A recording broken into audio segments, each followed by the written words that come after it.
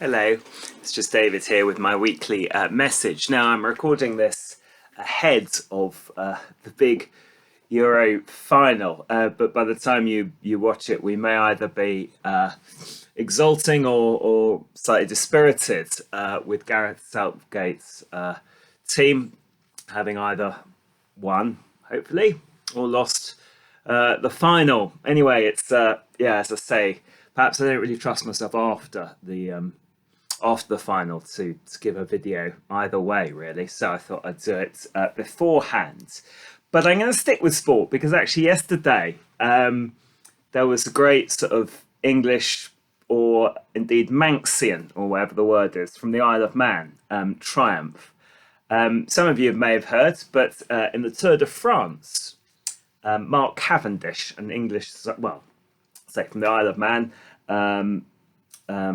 Mark Cavendish got his 34th stage victory in the Tour of France. And that is significant because it equaled Eddie Merckx's record. And there is actually one or two stages where he might go on to surpass that record before the Tour de France is finished.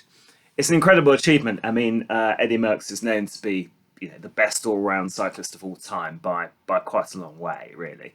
And it was thought that probably in the modern Tour, his tally could never be beaten. So for Mark Cavendish to do so is an amazing achievement and something we should be rightly proud of. The reason I mention it is twofold. The first one is that it is a story of sort of resurrection. It's an incredibly it's a romantic story, really. So Mark Cavendish, yes, obviously was very good and was up to 30 wins, I think it was, in 2016. He then had there was a I remember it. I think it was Harrogate. There was a stage he was very much expected to win, and he crashed in the last in the last sprint, and I think broke his shoulder bone. Collarbone, he that was the last. Well, let's say 2016 was the last time he won a stage. As I say, I think he had 30 then, and he then sort of went into a bit of a descent. Really, he lost his. He basically took a while to recover from that crash. He then just went off form. It was then found that he had the Barr-Epstein virus, which I'll talk a bit more about in a moment. He changed teams a couple of times, couldn't get happy with his team, seemed to have depression, and was really written off. In fact, I remember seeing him I think it was probably about 2018 at the Tour of Britain, quite a low-level race, really, for somebody of his standard, nowhere near the Tour of France. And I remember he just came through sort of behind the main field, just sort of high-fiving people as he came past, because he just knew he wasn't anywhere near the standard. And, people had great respect for him, but he couldn't even keep up with the sort of average riders in that professional race. Then last year had another set of disappointing results, and he more or less announced his retirement. Then there was a manager of his first team with whom he'd been very successful, who sort of spotted that he was thinking of packing it in. I mean, obviously his age is against him as well, and decided to sign him up. He went back to his old team where he was much happier. He seemed to sort of get his health and mental issues sorted out, and earlier in the year he started winning again. Fairly minor races, but started winning, and people started talking him up. And so people then started talking about the Tour de France, and the trouble is that team, which is a very good team, had the best sprinter in the world at that point. Sam Bennett, he had dominated the Tour de France the year before, and was commonly regarded as the best sprinter in the world. You don't really take two sprinters to the Tour de France, so it was thought, well, it's unlikely that Mark Cavendish will even go.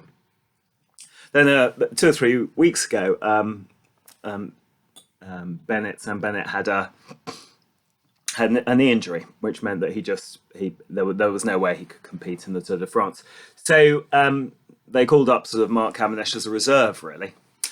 He then went on to win 4 stages, which I mean is a great thing for anybody in the Tour de France. Very rare does one person win 4 stages, and to do it in the first kind of week and a half and equal Eddie Merckx's record, therefore, is just the most amazing sort of resurrection from the dead.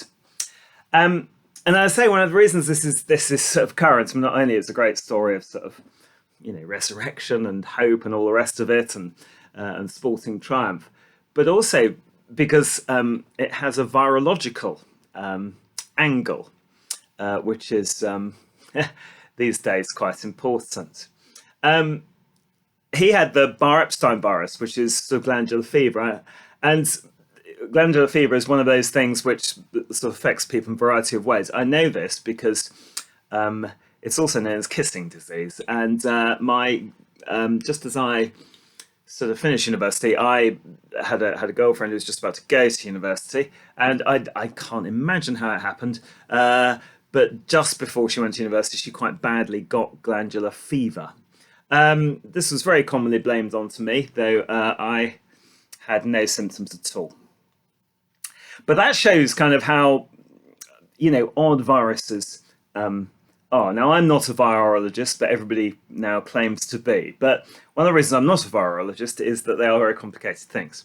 So, glandular fever, a good example, so it had no effect on me at all. Presumably, I was carrying it. My girlfriend really quite debilitated. Relationship didn't last much longer after that. Anyway, there are millions of viruses around. Vast majority have no effect on human beings whatsoever. A few do, a few make you ill. Most very, like the common cold, are very quickly past. But some, like the Bar-Epstein virus, which is the glandular fever virus for Mark Cavendish, he could still cycle. He could still kind of cycle much faster than I'd ever be able to cycle, but just took that top end off him. But it lasted for several years. He just couldn't shake it off completely, and so he's always not able to quite compete at that top level. And they're passed on in a variety of ways. Some, like coronavirus, are very, very contagious. Some are, it's really quite difficult to catch them. They have all sorts of different, as I say, symptoms. Some very, very serious, a few very, very, very serious, and others, you'd hardly noticed you'd had them, or you might have a common cold.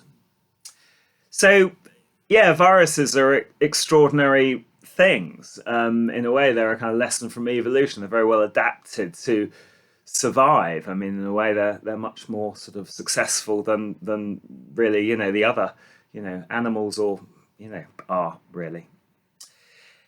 And I think that's going to be important because,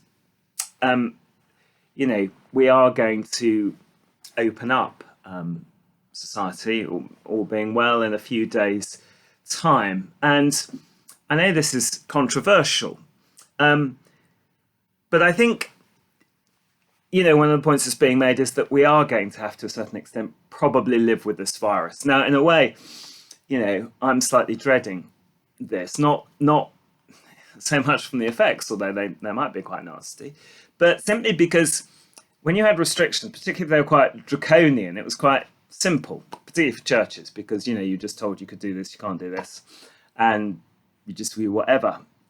As soon as things open up and people have to slightly make their own decisions, it becomes just that bit more difficult. I know, already looking at Twitter, there's, which never do really, there's sort of, we must do this to protect our people, or no, I'm going to do that, I'm going to do that, how dare you do this? Lots of sort of, I care more about other people than you do, and really sort of not great arguments.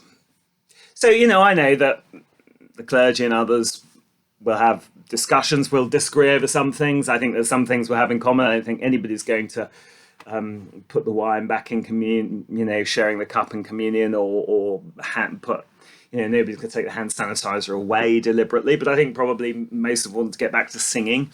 But I think there will be discussion. And the trouble is, of course, it's, with the virus, it reminds us how we belong to one another. It's not just about me. I'm not just saying, well, I've had 2 jabs, so I'm fine. Because, of course, what my actions, although I'm very much looking forward to some freedom. If I took that too far, I know that that would affect other people. So it's not just about individual choice and the fact that I'm all right, Jack. So, as I say, I think in a way I'm dreading the 19th because I know whatever we do, it'll be wrong.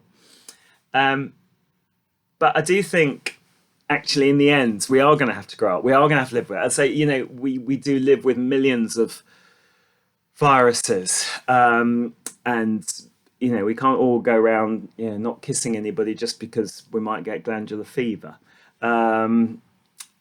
So yeah, we're going to have to kind of just be sort of tolerant and adult and grown up and negotiate our way through it. And we are going to have to learn to live with it. We can't expect, once the most severe phase is over, we can't expect governments just to sort of tell us what to do. We are going to have to, as in many other things in life, make our own decisions.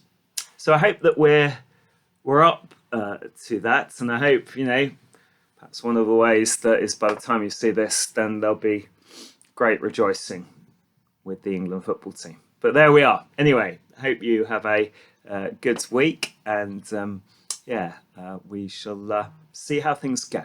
Thank you.